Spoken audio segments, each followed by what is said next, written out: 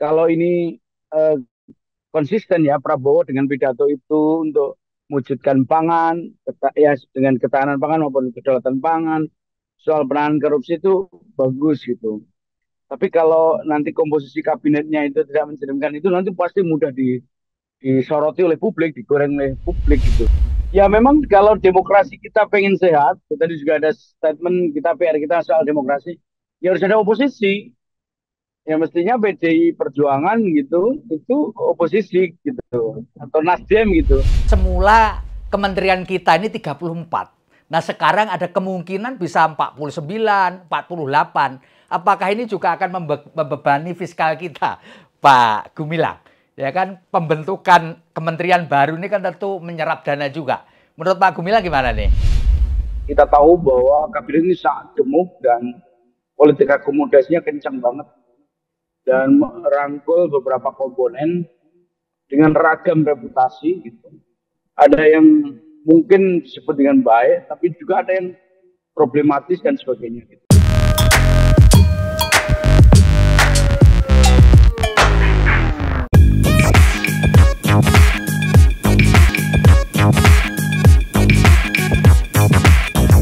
Assalamualaikum warahmatullahi wabarakatuh. Salam damai sejahtera buat kita semua. Om Swastiastu, Namo Buddhaya dan salam kebajikan. Bertemu lagi dengan saya Feby Mahendra Putra, Direktur Pemberitaan Tribun Network. Tribuners, hari ini, hari Minggu tanggal 20 Oktober 2024, Prabowo Subianto dan Gibran Rakabuming secara resmi menjadi Presiden dan Wakil Presiden Republik Indonesia. Dalam acara itu Prabowo Subianto menyampaikan pidato sekitar 30 menit berapi-api menyangkut banyak hal apa yang akan dilakukan di masa depan di bangsa Indonesia ini. Dan telah bersama saya ada dua pengamat, ada dua akademisi dari Yogyakarta, keduanya dari Universitas Gadjah Mada Yogyakarta. Beliau adalah Pak Ari Sujito, Wakil Rektor Universitas Gadjah Mada, dan Pak Gumilang Aryo Sahadewo, Wakil Dekan Fakultas Ekonomi dan Bisnis Universitas Gadjah Mada. Saya akan sapa kedua beliau. Assalamualaikum Pak Ari dan Pak Gumilang. Waalaikumsalam. Waalaikumsalam, Mas. Dua telah bergabung bersama dengan kami. Saya ingin ke Pak Ari Sujito lebih dulu. Pak, Bapak tentu mengikutilah tadi pelantikan Pak Prabowo Subianto dengan Pak Gibran Rakabuming, dan yang paling awal disebut oleh Pak Prabowo adalah soal korupsi, Pak. Soal kebocoran, ya. Anggaran yang masih terjadi di Republik itu, lalu ada kemiskinan, lalu termasuk demokratisasi atau demokrasi di Indonesia yang beliau harapkan adalah demokrasi yang sejuk dan menghindari kemunafikan. Bagaimana komentar Bapak mengenai pidato berapi-api ini, Pak Sujito? Ya, kalau pidato berapi-api biasa itu. Berapa kali kita lihat di apa itu kampanye waktu pemilihan presiden gitu. Cuman memang kalau bicara soal arahnya untuk menjadi bagian di dalam apa isu-isu soal korupsi, soal demokratisasi gitu. Ya memang situasi yang diceritakan soal corruption memang situasi yang memang perlu menjadi perhatian. Dan lagi-lagi juga bicara soal keterancaman demokrasi. Dan memang itu juga bagian dari refleksi pemerintahan itu sendiri, saya kira. Mengingatkan bagi para kabinet kelak gitu, yang tentu ini adalah justru menjadi apa peringatan diri yang daripada publik mengingatkan gitu. Karena memang kita itu dihadapkan pada tantangan yang cukup serius soal kemerosotan demokrasi.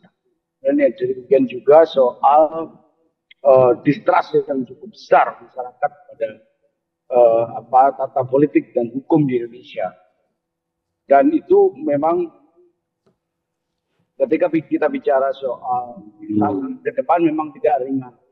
Tantangan krisis yang akan terjadi akibat ini, dan demikian juga dalam skala makro kita juga saksikan dan simak. Misalnya Jokowi selalu mengingatkan soal ancaman krisis tahun depan. Nah memang pesannya sekitar itu dan rasanya itu bukan hal yang baru. Namun memang itu justru menjadi warning buat pemerintahan apa itu Prabowo yang terbentuk sekarang dan termasuk kabinet yang disusun yang nanti mungkin akan ditetapkan.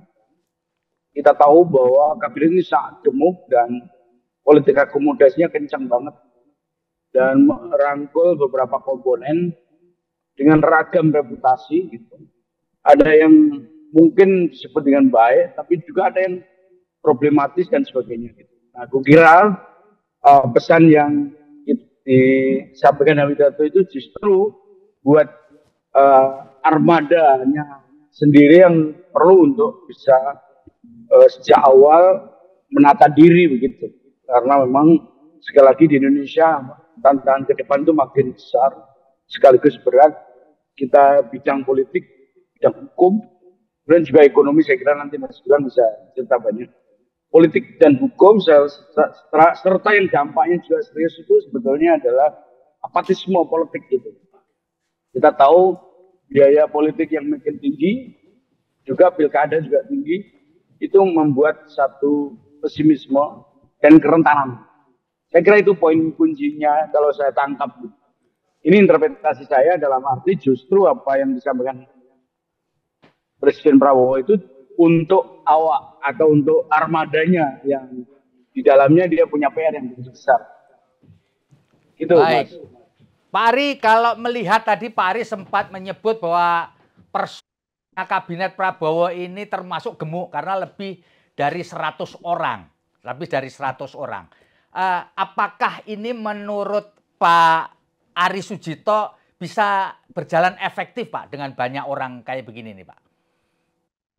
Kalau orang bisa berspekulasi apapun, tapi kalau kita lihat di dalam birokrasi kita ini kan ada reformasi birokrasi. Reformasi birokrasi itu mestinya pembenahan di dalam struktur birokrasi kita yang layanan cepat, teknologi yang bisa membuat masyarakat mendapatkan hak-haknya dan seterusnya.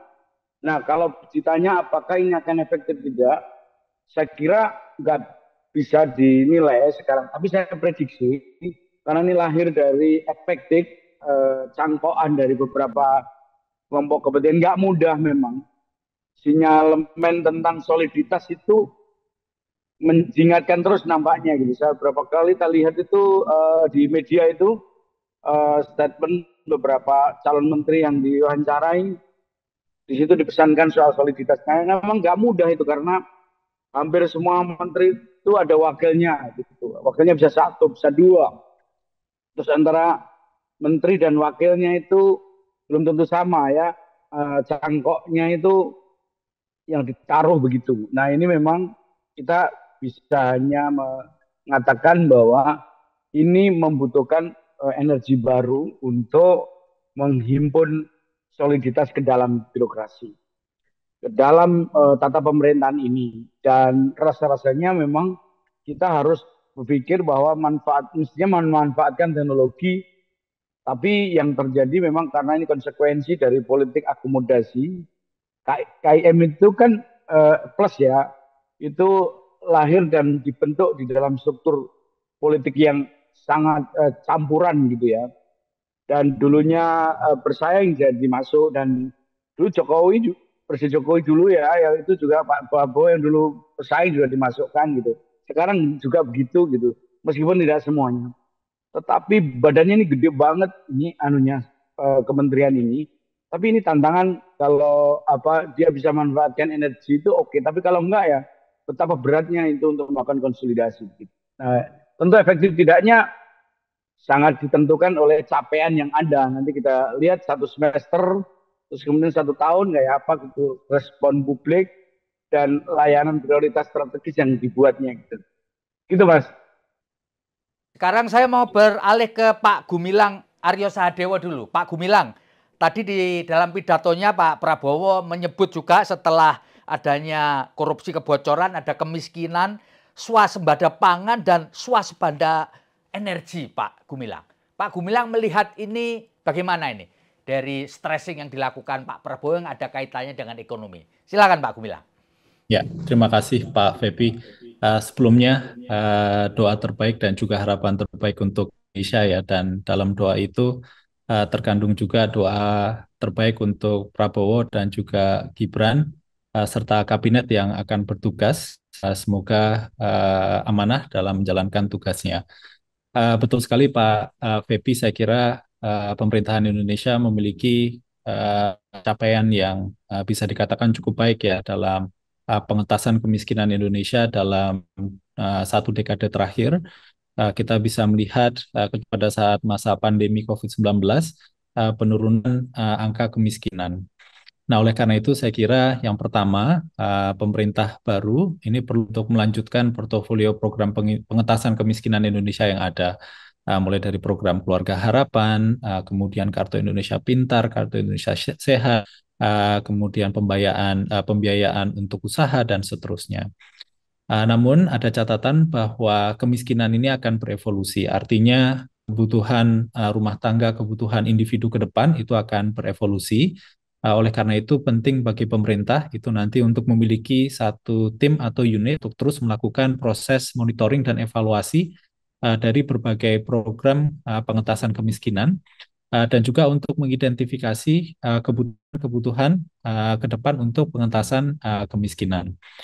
Sebagai contoh misalnya, hari ini pelatihan itu mungkin belum sepenuhnya menjadi bagian dari portofolio program pengentasan kemiskinan. Ke depan, peningkatan keterampilan secara khusus upskilling, terutama dengan revolusi dari kecerdasan buatan, itu akan penting untuk memperkuat rumah tangga yang tergolong rentan dan miskin. Kemudian PR berikutnya itu adalah untuk penanggulangan kemiskinan ekstrim. Nah, sebetulnya isu penanggulangan kemiskinan ekstrim ini sudah tergaung ya dalam beberapa tahun terakhir. Namun saya kira ini akan terus menjadi PR selama satu dekade ke depan. Dan kita perlu untuk mempertimbangkan beberapa bentuk intervensi atau yang biasanya disebut dengan multiple intervention. Di satu sisi perlu ada pengurangan beban pengeluaran kelompok miskin dan rentan, dan pemerintah sudah punya berbagai macam program untuk itu. Tapi yang kedua, ini saya kira PR, itu adalah bagaimana untuk pemberdayaan untuk meningkatkan produktivitas kelompok miskin dan juga rentan. Nah, untuk itu aspek-aspek seperti misalnya pelatihan, kemudian skilling, pembiayaan untuk usaha kecil, itu perlu untuk kemudian ditingkatkan. Kemudian Pak Febi dan juga rekan-rekan sekalian, kita juga perlu untuk mulai memperhatikan ya rumah tangga yang masuk di dalam aspiring middle class, karena kita punya 115 juta insan Indonesia atau sekitar 45% dari populasi yang menjadi aspiring middle class. Mereka bisa saja saat ini tidak masuk atau tidak eligible dalam berbagai program untuk menopang pengeluaran rumah tangga seperti misalnya Kartu Indonesia Pintar, kemudian Kartu Indonesia Sehat, atau kemudian perlindungan sosial yang lainnya. Yang bersamaan mereka juga sudah punya aspirasi untuk misalnya memiliki kendaraan bermotor atau kemudian memiliki rumah, aspirasi untuk bekerja, aspirasi untuk mengikuti pelatihan, dan semuanya itu bertujuan untuk meningkatkan produktivitasnya mereka. Nah, penting untuk meneruskan program pengentasan kemiskinan, tapi penting juga untuk kita mulai memperhatikan aspiring middle class ini. Saya kira itu dulu Pak Febi. Pak Gumilang, ini ada berbagai pendapat yang menyebutkan bahwa dalam komposisi fiskal kita di APBN tahun 2025, kita punya beban yang cukup berat terkait dengan membayar hutang, Pak, sekitar 800 triliun begitu. Apakah menurut Bapak ini merupakan sebuah tantangan terberat bagaimana kabinet Prabowo Gibran ini bisa memanfaatkan keterbatasan fiskal kita dengan sangat hati-hati, Pak Gumilang?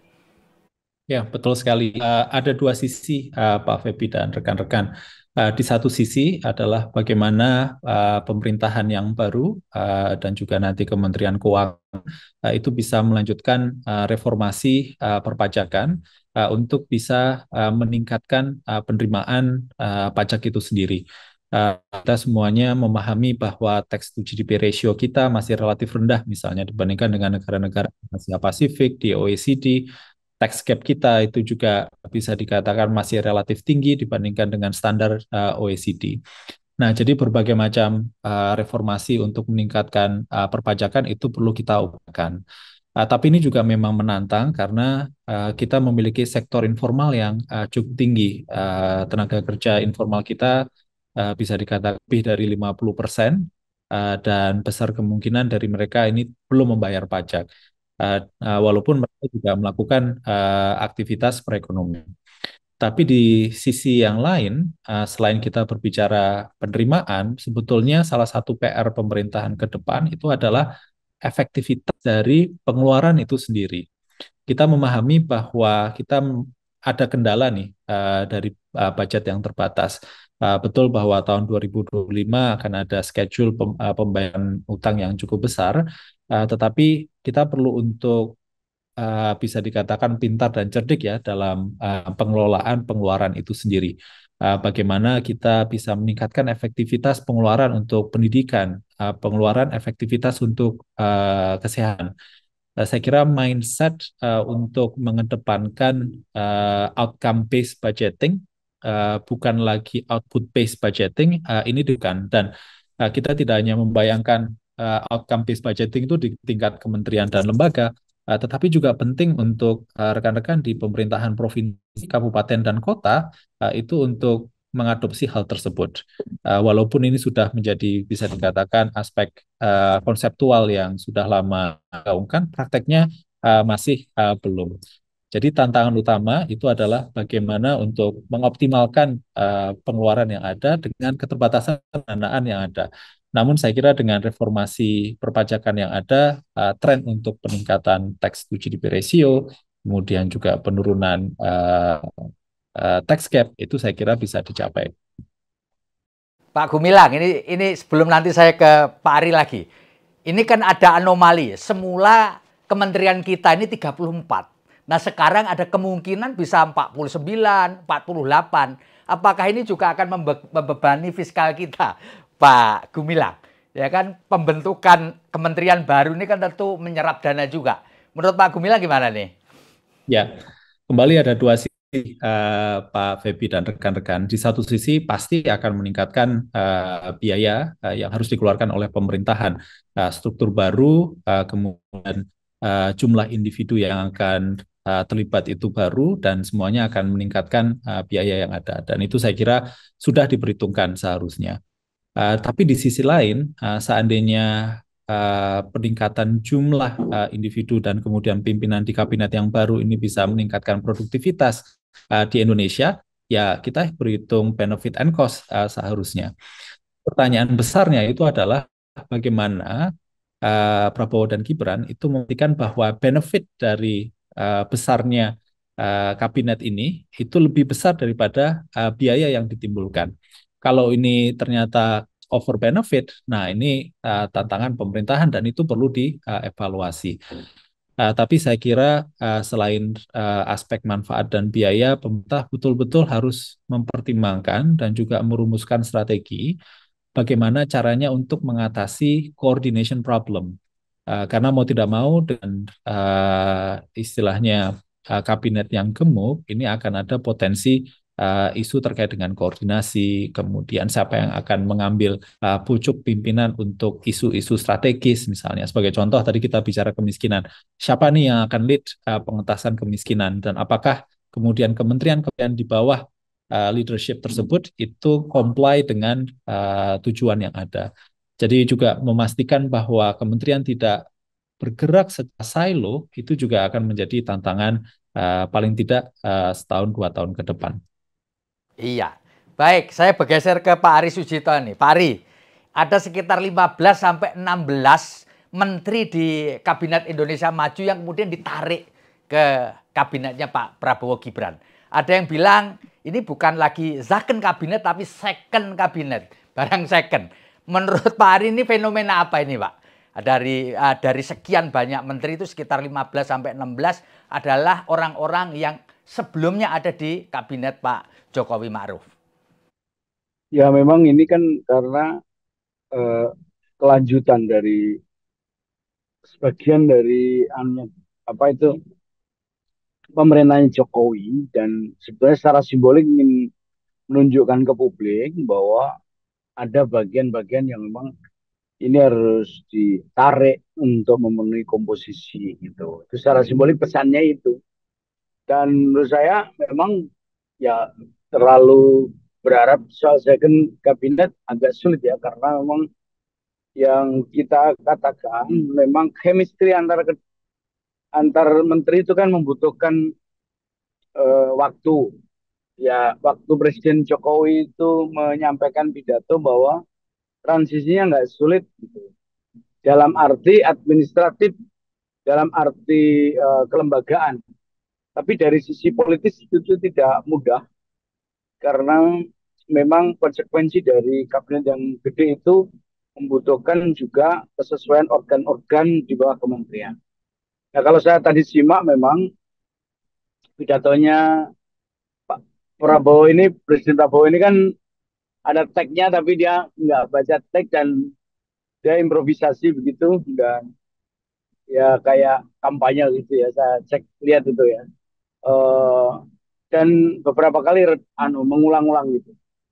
Dan ini memang sangat mudah improvisasi Pak Prabowo, dan saya kira kalau pesan soal ketahanan pangan, kedaulatan pangan itu bisa dijalankan itu bagus banget.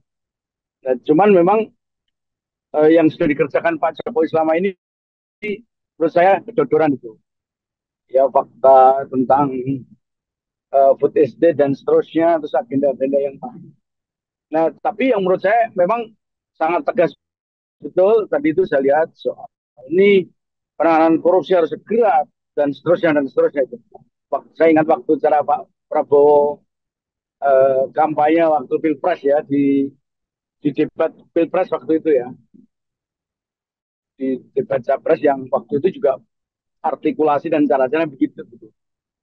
Cuman ini berarti memang orang, ini katanya selama ini Presiden Jokowi telah menyelesaikan apa untuk penanganan korupsi gitu. Nanti itu mestinya tercermin juga soal para menteri yang direkrut, yang menduduki posisinya masing-masing itu mencerminkan statement itu enggak gitu. Pasti publik nanti akan melacak itu semua. Gitu. Nah, karena itu saya kira memang dari sisi apa harapan untuk melakukan perubahan lompatan soal penanganan korupsi, soal pangan, tadi dua hal yang ya saya kira sangat pokok dari pidato itu ya, soal penanganan korupsi. Terus saya kira ada hal yang positif itu, misalnya kita itu eh, apa harus membuat langkah-langkah yang besar untuk melihat realitas gitu. Ini kan sebenarnya refleksi. Selama ini kita dipercaya G20 tapi kenyataannya bla bla, kita harus. Nah, itu kan sebenarnya era di mana dua periode ini era yang Jokowi yang melanjutan dari Pak Prabowo ini gitu. Jadi Pak Jokowi dan Pak Prabowo ini uh, beriringan, terus kemudian melanjutkan gitu.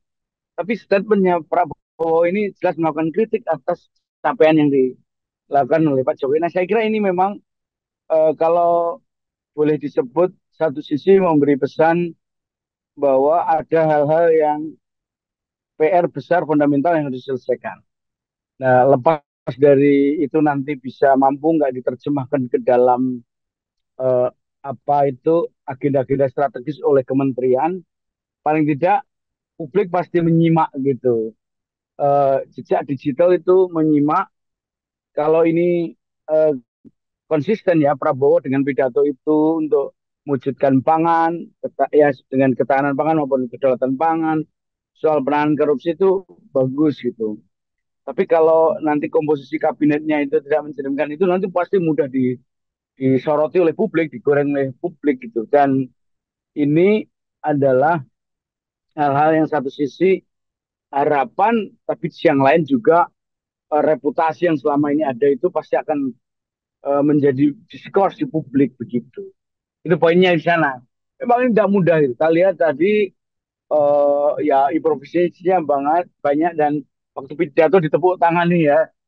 Waktu menceritakan mengenai apa itu langkah-langkah. Tapi tadi pidatonya memang lebih banyak improvisasi saya lihat. Dan itu apa yang disampaikan oleh Presiden Prabowo itu banyak hal juga disampaikan waktu kampanye Pilpres apa beberapa yang lalu dan apa heroismenya cukup kuat gitu. Gitu Mas. Oke, Pak Ari, eh, ini agak unik juga ketika di dalam kabinet ini unsur dari Nasdem, PKS, dan terutama PDI Perjuangan tidak ada. Menurut Pak Ari Sujito, apakah penting sih adanya kelompok oposisi yang tidak berada di kabinet untuk menciptakan checks and balances meskipun tadi Prabowo mengajak semua pihak untuk bergabung bersama dengan pemerintahannya. Menurut Pak Ari gimana nih? Ya memang kalau demokrasi kita pengen sehat, tadi juga ada statement kita PR kita soal demokrasi, ya harus ada oposisi. Ya mestinya PDI Perjuangan gitu, itu oposisi gitu, atau Nasdem gitu. Sekalipun Nasdem itu ya mau oposisi, yang dengan nyebut dengan saya akan dukung pemerintahan ini, tapi tidak dalam kabinet kayak gitu. Itu kan bahasa yang agak soft gitu.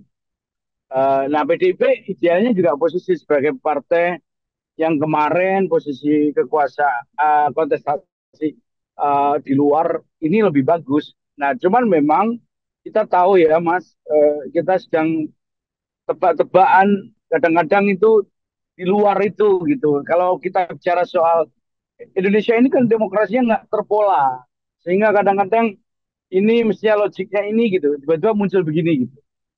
Dulu Presiden Jokowi itu tiba-tiba merangkul Pak Prabowo gitu. Uang disuruh bertarung habis-habisan.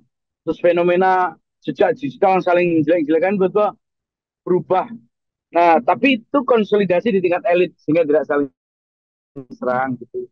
Nah, tapi menebalnya kelompok-kelompok yang berbeda itu masih terjadi di masyarakat. Nah, kalau sekarang ini mau diakomodasi semua, sekarang ini gede banget itu, ya bisa dalam waktu sementara akan menganggap oh ini kabinet Indonesia Maju Plus ini mau merangkul supaya tidak ada konflik ketegangan gitu. Di level elit iya gitu.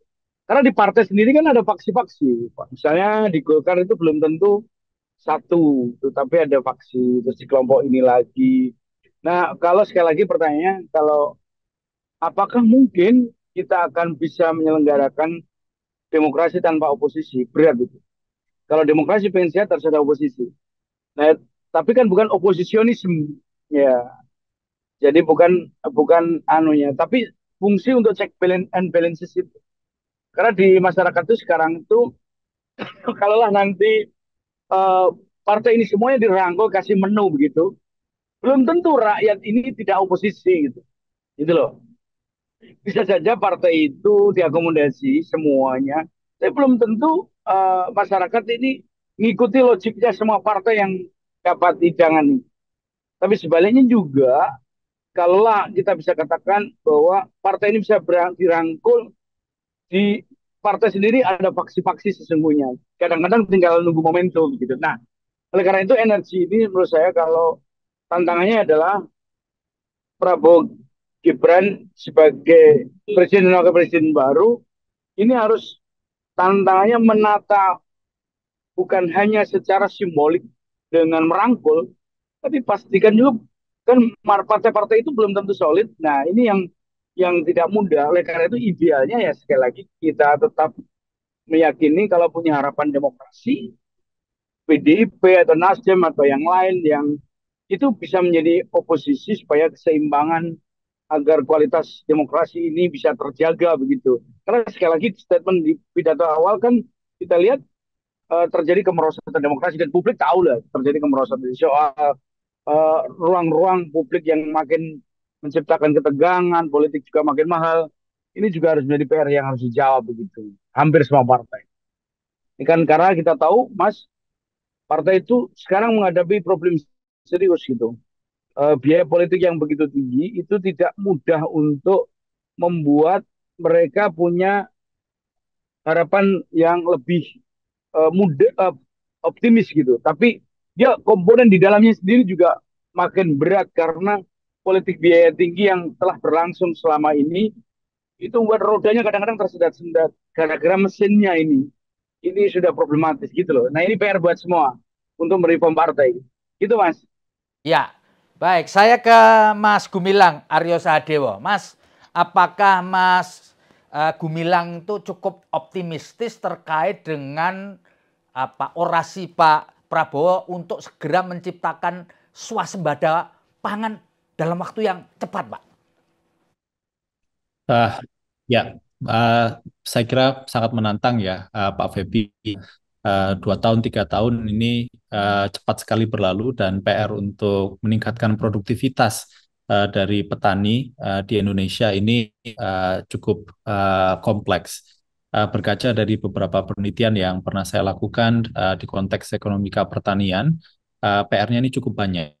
Yang pertama itu adalah ketersediaan bibit unggul dan juga kemudian bagaimana research and development untuk menghasilkan bibit-bibit unggul tersebut. Sebagai contoh misalnya, kalau kita bicara tentang kelapa sawit, kita bisa melihat beberapa anekdot di mana kalau perusahaan-perusahaan kelapa sawit dan kemudian petani plasmanya, mereka punya akses ke yang relatif unggul. Tetapi petani-petani kelapa sawit yang swadaya, yang independen, mereka kesulitan untuk mendapatkan akses ke bibit unggul. Dan itu terjadi juga di misalnya tebu dan seterusnya.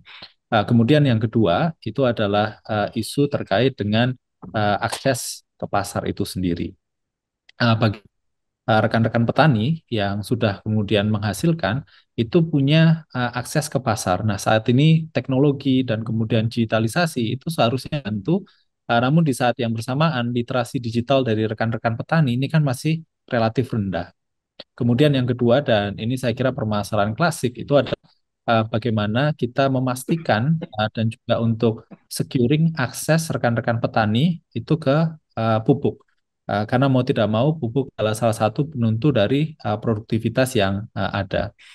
Nah, saya kira dengan kita bisa menyelesaikan beberapa permasalahan fundamental dari pertanian, kita nanti akan mulai untuk bisa istilahnya meningkatkan produktivitas dan harapannya nanti ke swasembada pangan.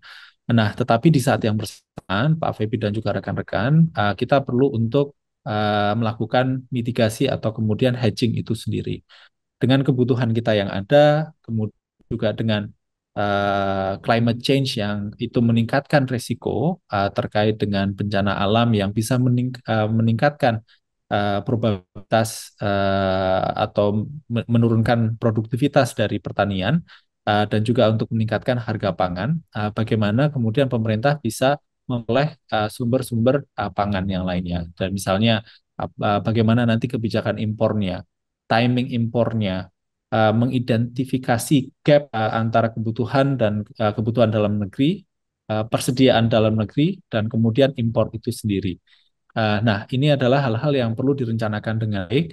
Bagaimana kita bisa keluar dari status quo yang sudah berjalan dalam beberapa tahun terakhir, evaluasi, dan kemudian kita telurkan kebijakan yang baru. Nah, ini PR jangka panjang, Pak Feby, dan saya kira saya tidak terlalu optimis bahwa ini akan selesai dalam waktu 2-3 tahun. Ini PR jangka panjang ya di era dan Prabowo. Pak Gumilang, ini saya pertanyaan terakhir buat Pak Gumilang. Pak Gumilang, apakah cukup optimistis terkait dengan proyek 1 juta hektar food estate di Kabupaten Merauke, Papua, Pak? Wah, ini di luar pengetahuan dan juga kajian yang saya lakukan ya Pak Feby ya. Jadi saya belum bisa banyak berkomentar. Kalau boleh saya ingin menyampaikan beberapa hal yang Presiden Prabowo dan tim bisa siapkan dalam beberapa tahun ke depan. Nah, yang pertama saya kira saya sepakat dengan Pak WR Ari ya. Tantangan pertama Indonesia, dan ini juga pelajaran penting dari pemenang Nobel di bidang ilmu ekonomi tahun 2024, Narana Acemoglu, Simon Johnson, dan juga James Robinson, bahwa aspek kelembagaan itu akan menentukan performa perekonomian kita. Dan aspek kelembagaan ini cukup kompleks dan perlu kita telisik satu persatu, mulai dari distribusi kekuasaan. Ini bukan bagi-bagi kekuasaan, tetapi memastikan bahwa tidak ada aktor dalam pemerintahan itu yang dominan. Bagaimana kita bisa memiliki mekanisme check and balances seperti yang tadi sudah disinggung, penting sekali untuk kita memiliki oposisi. Bagaimana kita bisa menciptakan contestable market, yaitu adalah pasar di mana terbuka untuk semua untuk melakukan persaingan. Bagaimana kita bisa mengawasi persaingan usaha untuk memastikan tidak ada yang dominan atau kemudian monopoli. Bagaimana kita mendorong paten dan juga kemudian hak cipta. Ini adalah PR terbesar yang akan menjadi penopang perekonomian kita ke depan. Dan kita ingin menghindari situasi di mana Indonesia ini terus mengalami institutional decay atau kemudian penurunan kelembagaan itu sendiri. Kemudian tantangan yang kedua itu adalah transformasi kebijakan perdagangan dan juga transformasi kebijakan sektor manufaktur. Rasio perdagangan kita terhadap PDB itu di tahun 2072%. Di tahun 2020 itu 33%. Jauh lebih rendah dibandingkan negara-negara lain di regional Asia Tenggara. Kontribusi sektor manufaktur kita itu di tahun 2022 31%. 2021 itu 19%. Kinerja ekspor kita itu juga relatif rendah dibandingkan dengan negara-negara lain seperti misalnya Malaysia, Thailand, dan Filipina.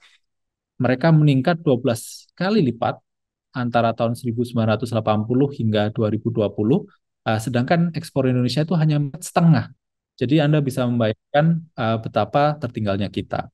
Nah, untuk itu ada beberapa hal yang bisa kita perhatikan, seperti misalnya mengurangi biaya baku industri manufaktur Indonesia dan juga reformasi dari non-tariff measures. Mengapa ini penting? Karena bahan baku itu akan menentukan produktivitas dari industri manufaktur di Indonesia. Dan mau tidak mau, industri yang impor itu justru adalah industri yang produktif dan industri yang ekspor. Nah, ini perlu menjadi perhatian kita sama. Kemudian juga meningkatkan performa sektor logistik. Kemudian penerapan kebijakan substitusi impor ini bisa kita jalankan, tapi terukur dan kemudian tersasar. Kemudian Pak Febi, yang ketiga dan yang terakhir itu adalah tantangan utama kita adalah pengembangan moral manusia. Nah, kita terutama perlu memperkuat akses ke pendidikan. Pendidikan dasar kita sudah bisa dikatakan universal enrollment. Pendidikan menengah kita itu juga hampir universal enrollment. Tapi ada istilah di mana anak-anak itu di sekolah tapi tidak belajar. Kenapa? Karena kalau kita perhatikan misalnya skor PISA Indonesia itu tidak berujung untuk naik.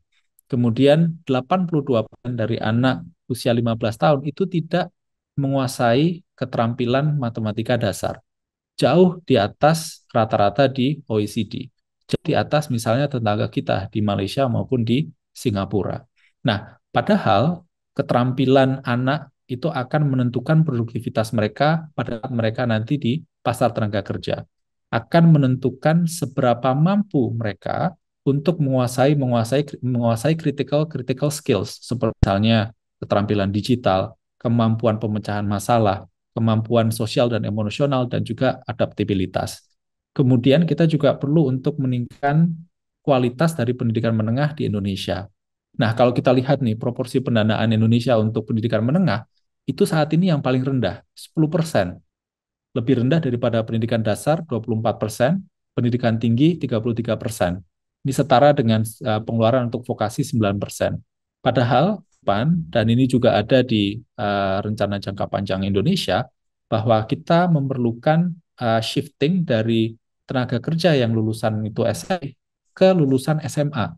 Nah, tapi pendanaannya untuk SMA ini masih relatif lebih rendah. Dan yang terakhir itu adalah bagaimana memberikan akses pelatihan dan pembelajaran sepanjang hayat untuk tenaga kerja di Indonesia. Kenapa? Karena ke depan revolusi dari kecerdasan buatan, kemudian pemanfaatan teknologi itu membutuhkan penguatan keterampilan dari rekan-rekan tenaga kerja yang ada. Nah, ekosistem ini perlu dibangun. Ini membutuhkan waktu yang cukup besar.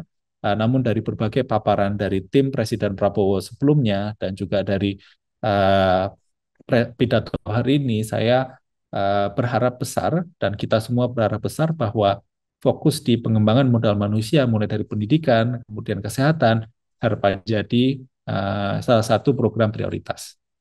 Iya, Demikian, Pak. terima kasih Pak Gumilang. Sekarang terakhir ini buat Pak Ari Sujito. Pak Ari, Ya, Mas. beberapa waktu yang lalu muncul wacana untuk mempertemukan Pak Prabowo dengan Ketua Umum PDI Perjuangan Bu Megawati Soekarno Putri, meskipun sampai hari ini belum juga terlaksana. Bahkan tadi juga Bu Mega tidak hadir di pelantikan Pak Prabowo Gibran. Menurut Pak Ari Sujito, masih perlukah pertemuan antara Pak Prabowo dengan Bu Mega ini, Pak?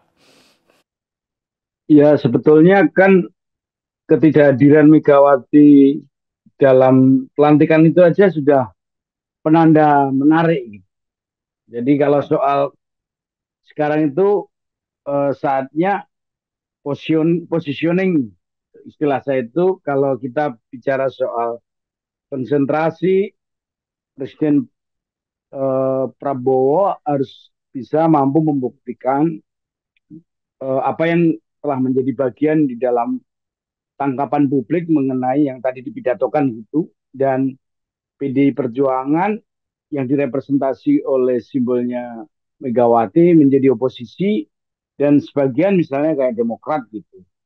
Kupikir agenda ke depan itu suka tidak suka kalau ada check and balances dengan faksi politik blok gitu, itu paling tidak saling mengisi gitu. Nah sekarang ya tugas Presiden Prabowo dengan kabinetnya itu berkonsentrasi untuk mewujudkan agenda-agenda itu, sementara kelompok oposisi tetap hidup dan ada ruang untuk memastikan agar demokrasi itu sehat. Gitu. Karena PR kita itu banyak sekali dan energi kita mungkin nggak perlu terkonsentrasi pada pertemuan eh, Prabowo dan Megawati, tapi sebetulnya ancaman krisis kayak apa, terus kemampuan negara ini di dalam menjawab kebutuhan dasar dari masyarakat Indonesia, menjawab tentang krisis global, ya secara ekonomi politik kita bisa cek bahwa krisis perang dan seterusnya ini akan punya dampak pada Indonesia, dan terjadi beberapa hal yang soal energi, soal pangan dan sebagainya itu harus diwujudkan. Sekali lagi ini adalah produk dari upaya untuk eklektik gitu, dan kerentanan itu adalah konsekuensi yang harus dijawab. Satu sisi Prabowo ini mengajak merangkul beberapa kelompok, dan pada saat yang sama ya konsekuensinya ini adalah kalau ini bisa dimanfaatkan jadi energi besar untuk menjadi armada gede bisa jalan gitu. Tapi konsekuensinya juga yang lain juga, kalau ini berhasil bagus konsolidasi, tapi kalau gagal ini akan ribet di dalam dirinya sendiri gitu. Dan tentu saja yang penting ini rakyat Indonesia atau publik tidak dirugikan. Ini yang paling penting, karena makin kita melayani diskurs elit itu energi kita makin habis gitu. Tapi rintihan rakyat, terus kemudian ketegangan di masyarakat itu yang harus didengarkan, harus ada solusi. Langkah-langkah ekonomi yang disampaikan oleh Mas Gumilang tadi perlu menjadi catatan penting, diingatkan soal SDM dan seterusnya. Yang lain konsolidasi kelembagaan, memastikan demokrasi tidak akan makin merosot atau drop. Konsolidasi di elit itu hanya simbolik ya, tapi yang paling penting adalah konsolidasi rakyat. Kalau agenda pencapaian hak dasar itu bisa terpenuhi, terus kemudian kita bisa membuat bargaining position, langkah-langkah soal ekonomi, soal hukum, pemberantasan korupsi, upaya-upaya untuk menata kelembagaan itu bisa dilakukan dengan konsisten, ya mungkin akan tumbuh itu kepercayaan. Tapi kalau tidak, distrust ini akan menciptakan ketegangan yang berlarut-larut, sementara kita disibukkan ke dalam, yang lain krisis global ini kemudian menekan Indonesia. Nah kita soal climate change ya, global warming, soal pangan dan seterusnya, implikasi-implikasi itu. Saya rasanya kalau pertanyaan tadi, Mas apakah ini perlu atau tidak. Menurutku wacana itu kurang menarik ya menurutku, karena yang kita butuhkan sekarang adalah dorongan kita untuk lebih banyak mendengarkan rakyat, dan harus ada upaya-upaya langkah strategis yang bisa ditunjukkan kepada publik itu. Pokoknya supaya harapannya itu makin optimis ini. Karena kalau enggak ya nanti makin pesimis, karena sekali lagi kita dihadapkan pada situasi krisis nasional dan global. Ya, kalau ini nanti penyelamatan di tingkat lokal ini tidak kuat, itu ini akan cepat merusak energi di komunitas, di warga dan seterusnya itu. Saya kira tantangannya ke sana, Mas ya. Memperbaiki agar demokrasi tidak makin merosot gitu, dan konsolidasi yang makin gede ini membutuhkan energi yang tidak ringan. Ya, politik akomodasi yang sejak digital ini kan ada menjadi bahan yang cukup besar. Ya, orang bisa mengatakan potensi perselisihan tinggi. Nah, ini harus segera diatasi, karena kalau enggak energinya habis tersedot ke sana. Dan soal tadi konsistensi menjalankan apa yang telah dipidatokan itu penting. Ya, jangan sampai ini hanya menjadi jargon, tapi harus menjadi langkah-langkah yang tercermin di dalam praktek-praktek, minimal itu menteri-menterinya nanti kelihatan begitu. Itu aja, Mas. Makasih. Baik, terima kasih Pak Ari Sujito dan Pak Gumilang Aryo Sahadewo atas ngobrol kita dalam kesempatan kali ini. Moga-moga kita punya harapan besar. Republik ini punya harapan besar ke depan. Sekali lagi terima kasih. Saya Febi Mahendra Putra pamit undur diri. Assalamualaikum warahmatullahi wabarakatuh. Salam damai sejahtera buat kita semua. Om Santi Santi Om. Namo Buddhaya. Salam kebajikan dan jangan lupa tetap bahagia. Download Tribun X sekarang. Menghadirkan lokal menjadi Indonesia.